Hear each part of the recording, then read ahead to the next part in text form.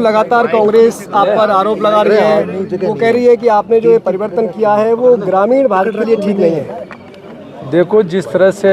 एक बारी चेंज नहीं हुआ ये राष्ट्रीय रोजगार गारंटी पिछले लगभग 5 से 7 बारी आज़ादी के बाद में बार बार इस स्कीम को अलग अलग नाम से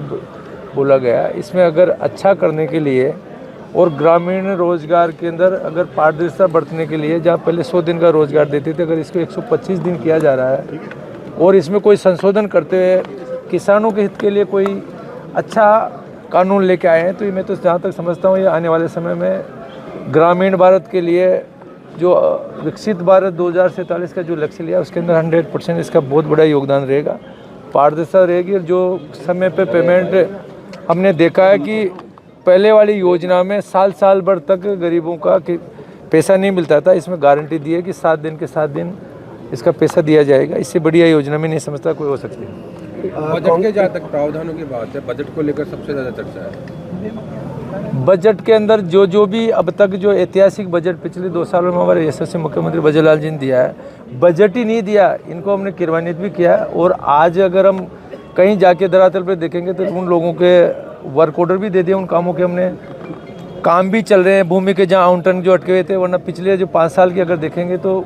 ओवरऑल लगभग 70% से ज़्यादा 5 साल में काम कर नहीं पाए। हमने 2 साल में जो 5 साल में काम किया उससे ज़्यादा पैसा देते हुए उन कामों के आज 70% काम रनिंग में है हमारे। जैसे ये बजट सवाल है कि उस पर वीवी राम जी को लेकर हो रहा है, जो राज्यों पर भार डाला जा रहा है ना, उसको लेकर उनका कहना है राज्यों पर भार डाल दिया, जो बजट का प्रावधान रखा गया जिस तरह उसमें राज्यों पर भार आएगा। देखो, कहीं ना कहीं राज्य पे मैं समझता हूँ डेफिनेटली राज्य भी थोड़ा बहुत उसका सही सदुपयोग करना है तो राज्य भी उसकी सही प्लानिंग से लेंगे, वरना पहले ये समझते हैं कि सेंटर से पैसा आता है, उसकी जो